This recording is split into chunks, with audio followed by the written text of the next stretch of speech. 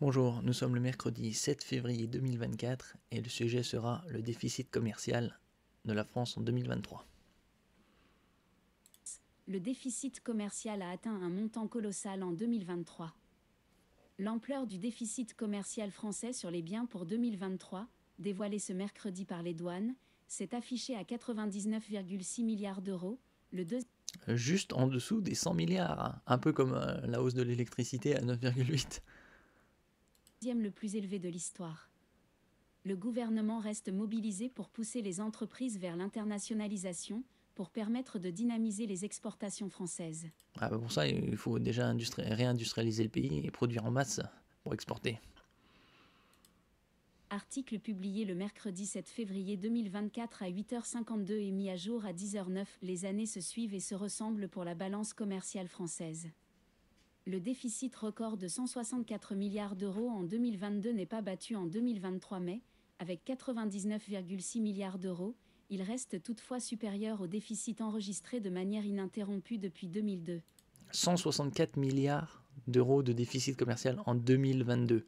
C'est titanesque quand même. Et là, on est à 100 milliards en 2023 avec l'inflation qui continue, même si elle est moins importante que les années précédentes, elle est quand même là. Il est même le deuxième le plus élevé de l'histoire.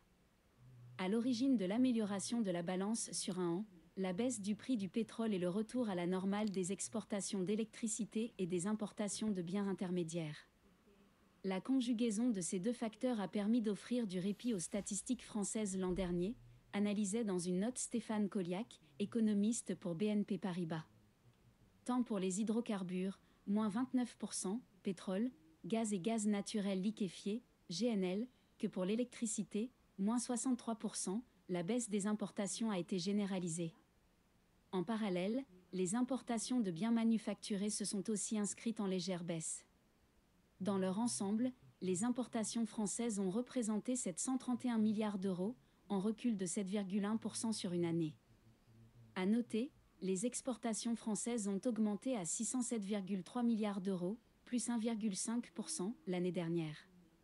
Parmi les secteurs les plus dynamiques, l'aéronautique et l'automobile ont vu leurs exportations augmenter de plus de 16% sur un an, les ventes de machines ont progressé de 9%, le textile, les équipements électriques et les parfums ont affiché une forte progression aussi. Les produits agroalimentaires continuent aussi de représenter une part importante des exportations françaises avec 62,7 milliards d'euros l'an dernier, plus 2,2% sur un an, tout comme la chimie, la métallurgie et la pharmacie. En revanche, le déficit commercial des échanges de voitures en France ne fait que s'accroître. La faute à l'importation massive de voitures électriques qui a été multipliée par 20 depuis 2017.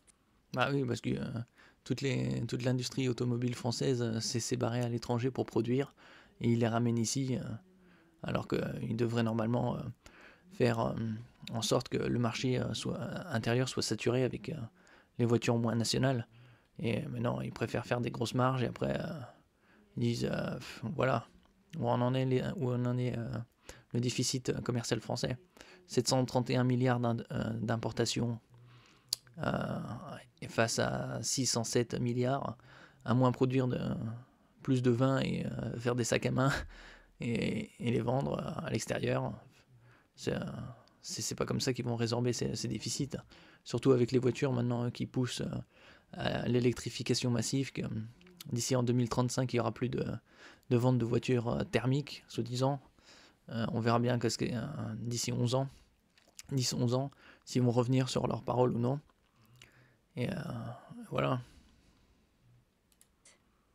Si l'on se plonge dans le détail des chiffres publiés par les douanes, ce mercredi, le nombre d'entreprises exportatrices est très scruté, à l'heure où le gouvernement veut les pousser vers l'internationalisation, pour permettre de dynamiser les exportations françaises. Et pour cause, il pourrait devenir le facteur qui inverserait la tendance. Mais en attendant une meilleure compétitivité des exportations, le déficit commercial restera aussi probablement important en 2024, a concédé auprès de l'AFP Laurent Saint-Martin, directeur général de Business France, une organisation qui accompagne les entreprises françaises dans leurs projets à l'international, à quelques heures de la publication des chiffres.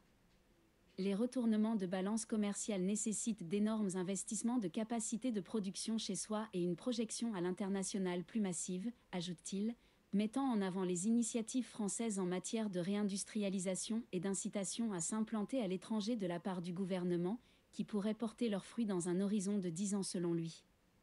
Ainsi, mardi, la 10e édition de Bercy France Export, organisée au ministère de l'Économie, a été l'occasion de rappeler la mobilisation totale en faveur du développement à l'export, selon Jérôme Fournel, le directeur de cabinet de Bruno Le Maire, malgré l'absence du ministre des Finances de cette réunion rassemblant des entreprises et des représentants de l'État, et de celle d'un ministre délégué pour cause de remaniement encore en cours. Plus de 13 200 entreprises ont été accompagnées en 2023, soit une progression de 28% sur un an, s'est réjoui le patron de Business France. C'était loin d'être gagné, a rappelé le dirigeant après 2 années de pandémie qui ont mis un coup de frein brutal aux échanges commerciaux et favorisé le repli sur soi. Membre de la Team France Export. C'est surtout des mauvaises décisions qui ont été prises. Le quoi qu'il en coûte et le bouclier tarifaire, c'était les pires décisions. Ils disent oh regardez comment on a protégé les Français et voilà où on en est. Là maintenant c'est le contre-coup qui va arriver. TFE, avec BPI France et les chambres de commerce et d'industrie, Business France a contribué à accompagner 5000 entreprises sur des salons internationaux l'an dernier, et 2500 ont bénéficié d'une subvention portée à 30% de leur coût pour participer à l'un des pavillons France à l'étranger. Ces résultats ont été favorisés par l'adoption du plan « Oser l'export » en septembre, un dispositif présenté par le ministre délégué au commerce extérieur, Olivier Becht, assorti d'une enveloppe de 125 millions d'euros pour encourager les envies d'étrangers des entreprises. Déjà pour oser l'export, il faut déjà que le gouvernement taxe bien moins et fasse comme les autres pays, comme les États-Unis et la Chine, et faire du dumping à fond pour favoriser l'exportation. Déjà, moins de taxes à l'intérieur pour produire massivement et favoriser l'exportation. Pour ses promoteurs, ce plan doit encore monter en puissance car plusieurs de ces dispositions n'entrent en vigueur que cette année, à l'instar du volontariat territorial en entreprise, VTE, une aide à l'embauche, de l'accompagnement personnalisé de 1000 entreprises lauréates du dispositif France 2030, ou d'une simplification de certaines règles administratives. Avec ces mesures et d'autres, le gouvernement parie sur l'atteinte du cap des 200 000 entreprises exportatrices à l'horizon 2030, là où le niveau évolue encore aujourd'hui autour de la barre des 150 000. En 2022, les exportations des PME et des ETI se sont ainsi affichées en hausse de 13,7% par rapport à l'année précédente, selon Business France. Il s'agit même de la 2e année de forte croissance consécutive après l'année 2021 où les exportations des PME et ETI avaient déjà augmenté de 15,9%. Elles ont réalisé 279,2 milliards d'euros d'exportations en 2022, ce qui représente quasiment la moitié des exportations françaises, 47% sur cette année. Avec AFP. Oui, enfin, mais il faut aussi regarder le nombre de faillites d'entreprises. Ces 2 dernières années n'ont jamais été aussi élevées. Donc, on verra le chiffre du déficit commercial en 2024. Là, c'était un article d'il y a 1 an, pile poil. A presque doublé en 2022 pour atteindre 164 milliards d'euros. Là, on peut voir l'évolution de la balance commerciale depuis 2013. C'était à moins 62, puis moins 56, moins 43, et à partir de 2015, c'est reparti.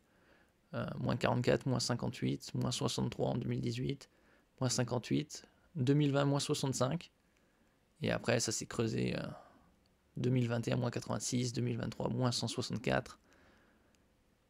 Là, on est à moins 100 milliards. Ouais. Merci pour votre écoute. N'oubliez pas de mettre un j'aime, de vous abonner et de partager. À la prochaine fois.